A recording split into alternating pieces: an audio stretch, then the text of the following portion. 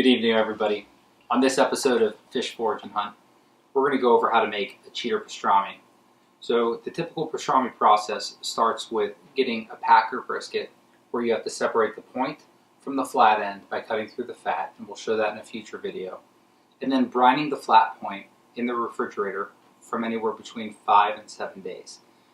To make cheater pastrami, you're bypassing the 5 to 7 days by purchasing corned beef. So what I have in front of me here in the tray are 2 flats, which is what we want to use for pastrami. In the package here I have a point. Typically you don't use points for pastrami, but these are amazing to smoke if they haven't been brining. Now the only thing you really have to do to prepare pre-packaged corned beef and turn it into cheater pastrami is to open the package, drain the contents, remove this little package of seasoning because we're going to make our own. You can discard this, and then soak it in water for 8 to 10 hours.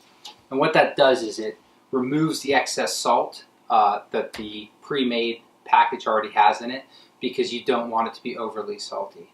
So with that, let's get started. Now, the first thing you want to do when you remove your flats from this tray, they're soaking in water, is you're going to want to pick them up and we're going to dry them off. So I've got 2 flats here. We'll start with one and then I'll rotate it and we'll do the other one. And we're just going to absorb some of this excess water because that'll help the mustard to bind to it. Now what we use mustard for is a binding agent for the seasoning. So it basically won't add any additional mustardy flavor to it, but what it'll do is help the seasoning stick to it. Now while I'm drying this off, I'll kind of walk you through some of the rest of the process. So there's one. Set that aside. So after we season this tonight, what we're going to do tomorrow is we're going to fire up the smoker the first thing tomorrow morning at 7 a.m. And we're going to smoke this for approximately 4 hours is typical, just to get the smoke ring. And then we'll keep it in the smoker up to 10 hours so that it fully cooks all the way through.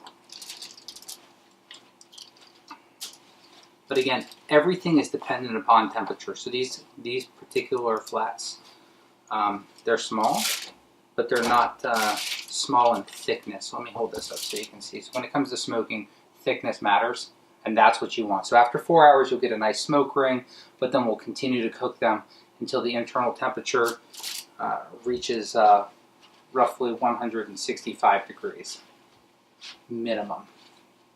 All right, so let me throw this here. And again, you've seen some of our other videos. Cleanliness is important, sanitization is important. So let me just put this off to the side.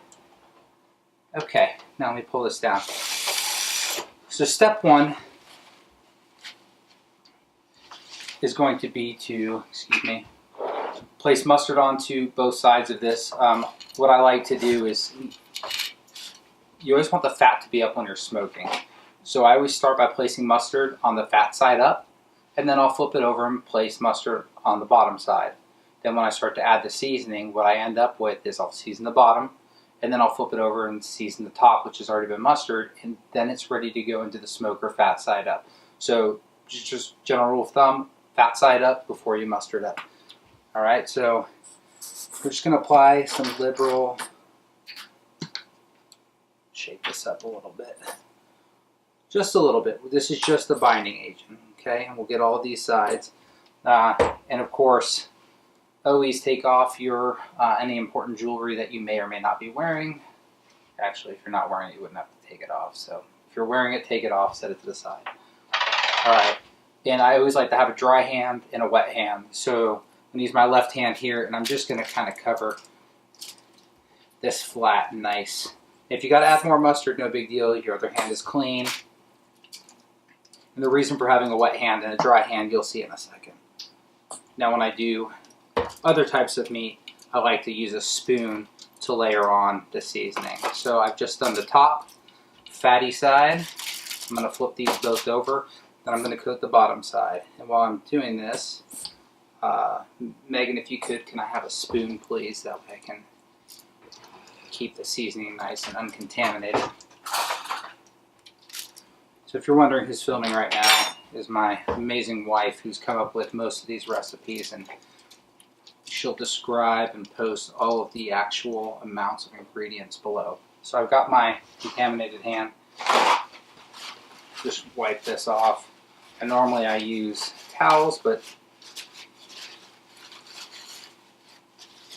for tonight, there you go. Thank you. Okay, so first things first, we're going to apply some liberal seasoning on here. Now what's in the seasoning pan is it's coriander, it's coarse black pepper, smoked paprika, and a pinch of mustard seed. If you've got a coffee grinder that can also do spice, that's a great tool to use because when you end up grinding up the individual spices and mixing them together, they'll be nice and fine just like this.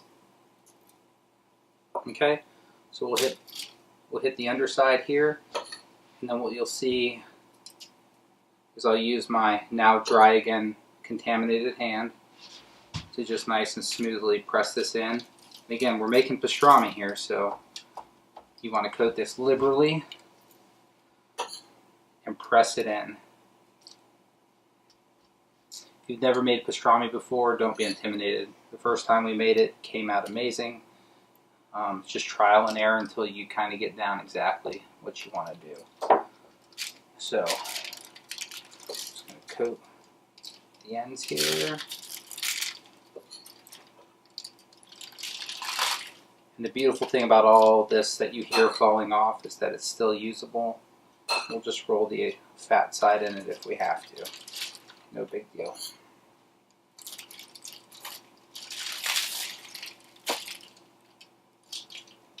Now, if you have questions during this video, when you're watching it, please feel free to ask them below. I'm just rubbing my hand right along like that. Okay? And I'm going to pick up all the excess with the one side that I did not coat. What you can see is that it comes out nice and coated. Again, I'm just going to rub this side in nicely. I want to show you that this side right here is not got any rub on it. So I'm just going to roll this over and pick up all the excess. Kind of place it down. And the fun thing about this is it's not a science, okay? I can add a little bit more here. It's not a science, it's not an art, it's a combination of the two. And really what it comes down to is if you enjoy it, eat it. If you don't like it, try something new. So we'll just finish this up right here. I'll rub this in, and this will go into the refrigerator overnight.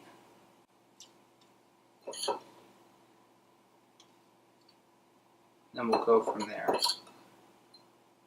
So again, I'm just going to smear this on here and press it in.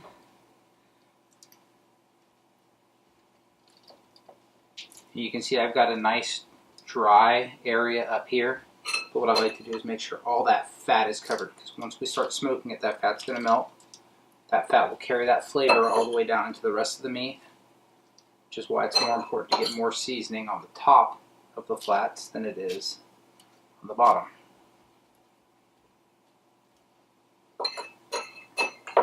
Last little bit here, we can just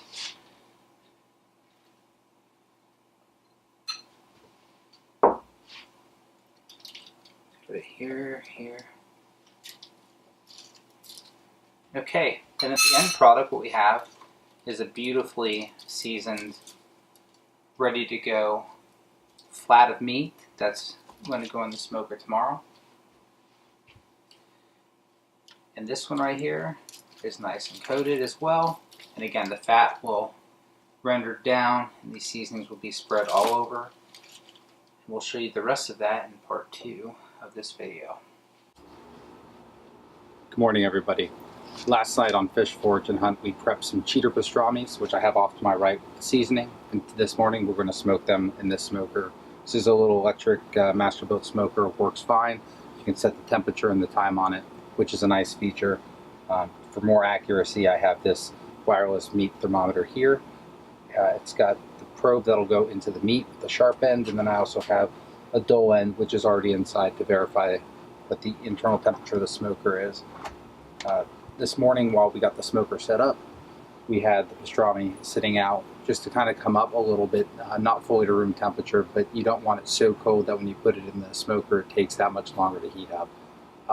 In case you're wondering, it's somewhere in the 40s outside right now, so it's still relatively cold. So I'm going to go ahead and put these on the trays, get them in the smoker, and we'll go from there.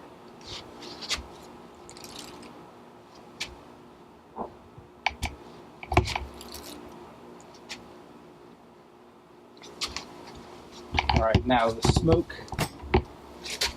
that you see coming out of here is being produced by apple chips. They say when you're doing pastrami, you want to use fruit chips.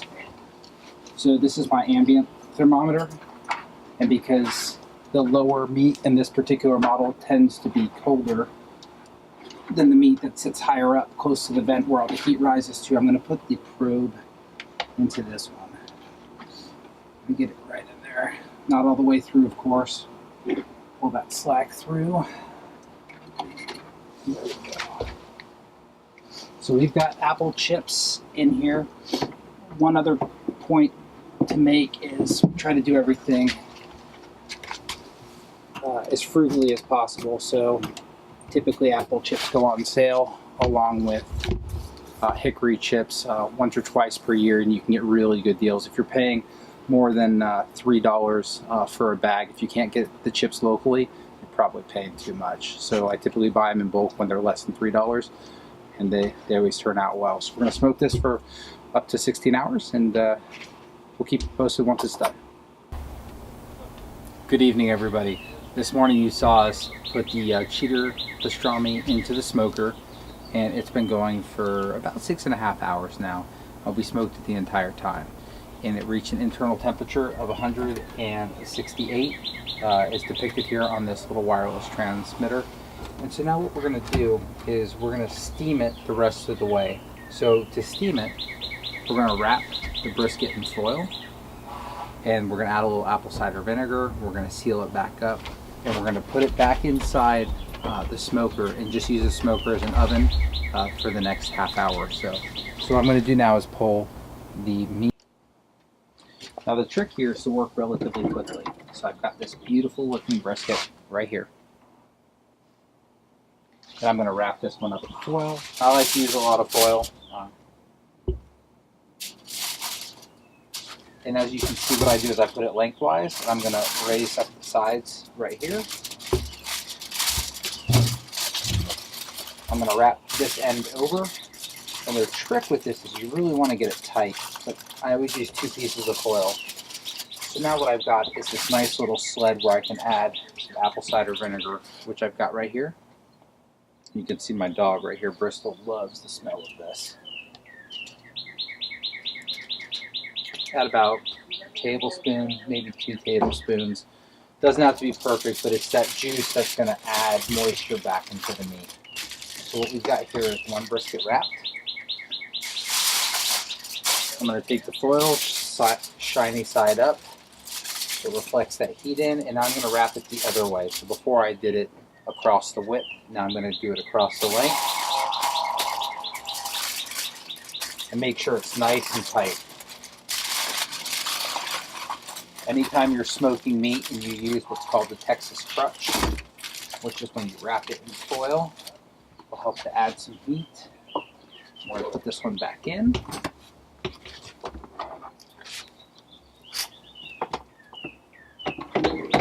Now, if you recall from this morning, this particular brisket down here has the thermometer in it. We will add the thermometer back. Temperature is the most important aspect of smoking anything. Again, seal it back up every time you open your smoker.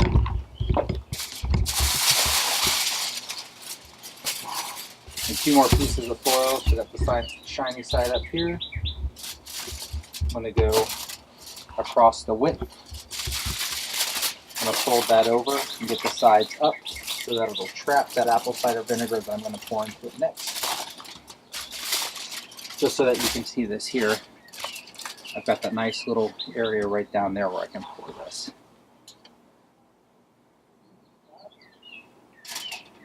Again, tablespoon or 2. It's not a science. It's not an art. It's a combination of the 2. If you have extra foil, that's okay. This first layer is really designed to trap that apple cider vinegar nicely. And lastly, I'm going to take my wrap brisket, put it lengthwise here, and now we're going to seal the deal. Nice and tight all the way around.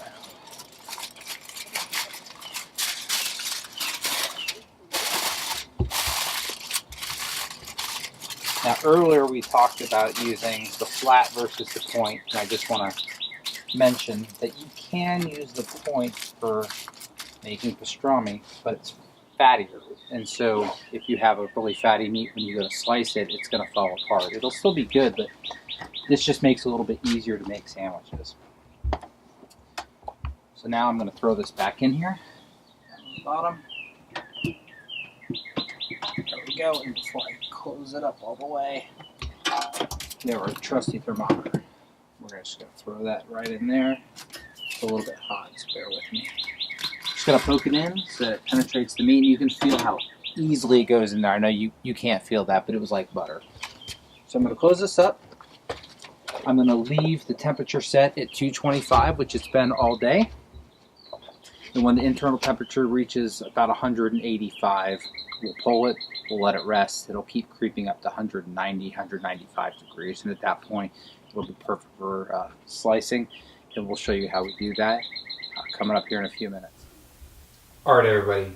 So what you've seen up to this point is that we took corned beef that we purchased from the store, soaked it in water for 6 hours, dried it off, made our own rub, put it on, kept it in the refrigerator overnight, and then we smoked it till the internal temperature reached 165.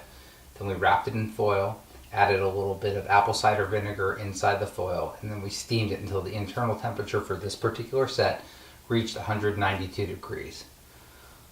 We then place it outside for 30 to 45 minutes. Now typically pastrami will be in the refrigerator overnight, but we couldn't wait. It smelled way too good, so we expedited the cooling process. This time of year, it's March, and the temperature is super cold outside, so that was another reason why we placed it out there. So now what I have here is a meat slicer that we bought off of Craigslist. We're big Craigslist fans, and I think we paid like 20 bucks for it, but this thing is worth its weight in gold. Now it's really simple to use. What I really like about this one, I've seen some other ones where the blade itself, you actually need tools to remove it. This one you just flip this little plastic thing up, blade comes right off, very easy to clean. But what's more important is how you can adjust it to get different thicknesses of meat slices. So what I'm going to do here is I'm going to slice a couple pieces of pastrami from this piece of meat here. I'm going against the grain. It's very important. I'm going against the grain. I'm going to cut 2 slices real quick so you can see how simple it is, and then I'm going to hold them up so you can see how thin it is. But I can tell you I've already had a couple pieces and it's absolutely amazing. So here we go.